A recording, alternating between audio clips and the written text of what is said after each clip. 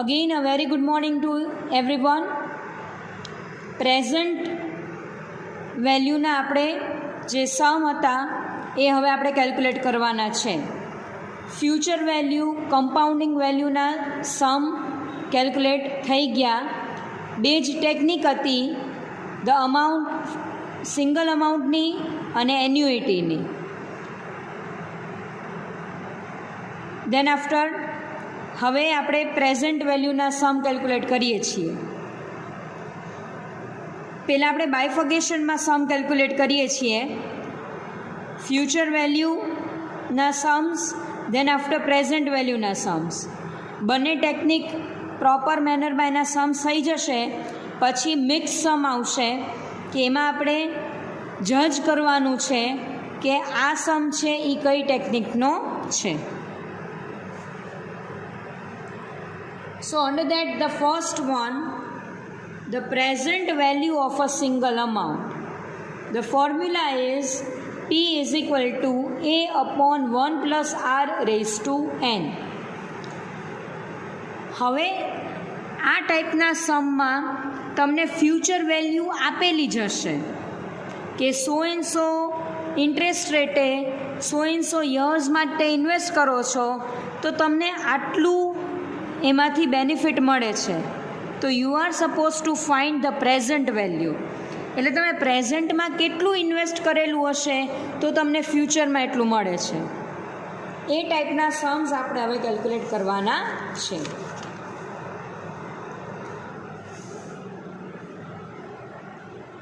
The first one, what would be the present value of a sum to be deposited in the bank for a period of 6 years at 10% rate of interest to get rupees 1,41,728.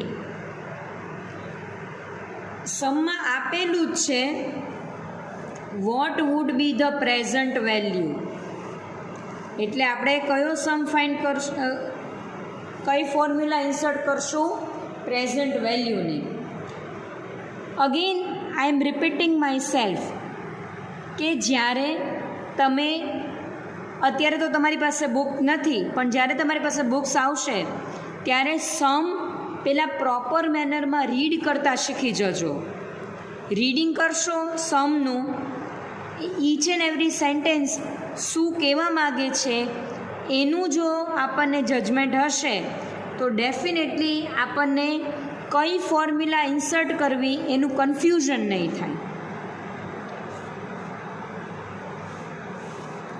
So we need to find પી.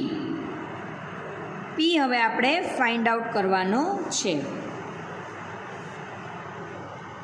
એ આપેલો જ છે. A is equal to 1,41,728. R is equal to 10% and N is equal to 6. So the formula is P is equal to A upon 1 plus R raised to N.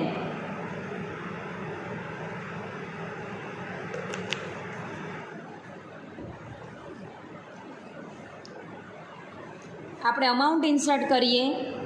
1,41,728 divided by 1 plus 0.1 raise to 6. હવે આપણે ફોર્મ્યુલામાં R upon 100 લેતા નથી, કારણ કે આપણને idea આવી જ ગયો છે કે જ્યારે પર્સન્ટેજની સાઇનને આપણે રિમૂવ કરીએ છીએ એટલે ઓટોમેટિકલી એ પોઈન્ટમાં કન્વર્ટ થઈ જશે. So 1,41,728 upon 1.1 raised to 6.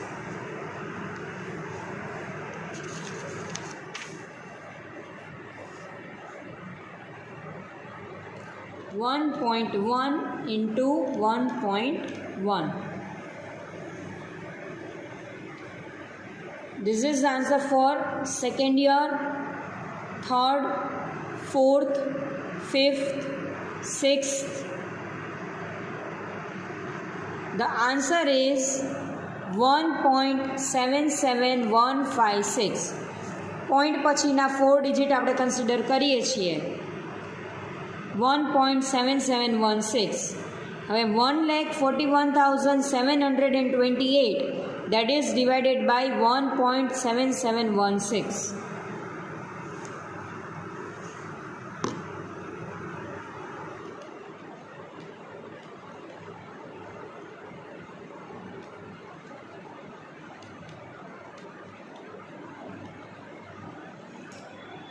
The answer is 80,000. એનો મિનિંગ એમ જ છે કે 80,000 તમે 6 years માટે ઇન્વેસ્ટ કરો છો at the rate of 10%. So after 6 years you will get 1,41,728.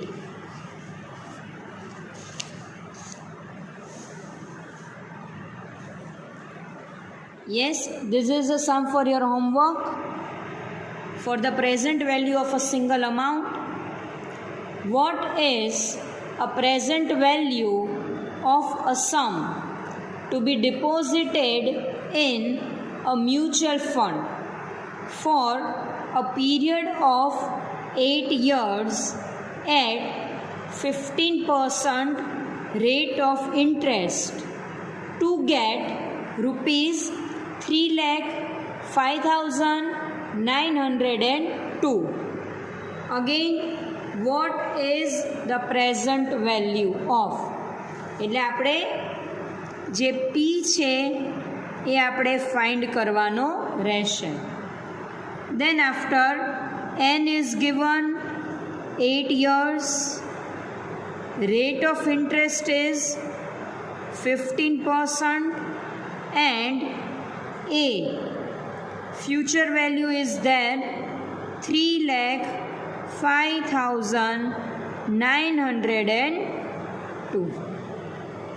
સો જે પ્રીવિયસ ફોર્મ્યુલા છે એના બેઝિસ ઉપરથી આપણને આન્સર મળી જશે.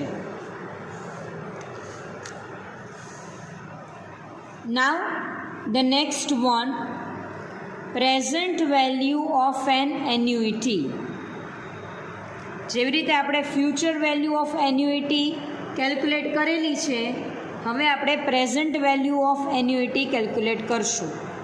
The formula is P is equal to A in a bracket 1 plus R raised to n minus 1 divided by R into 1 plus R raised to n. થોડીક આ formula lengthy છે. આ આખા ચેપ્ટરમાં આ એક જ ફોર્મ્યુલા છે, થોડીક લેન્ધી છે, પણ આપણે જેટલી વધારે પ્રેક્ટિસ કરશું એટલું ઇઝીલી આપણે એને યાદ રાખશું.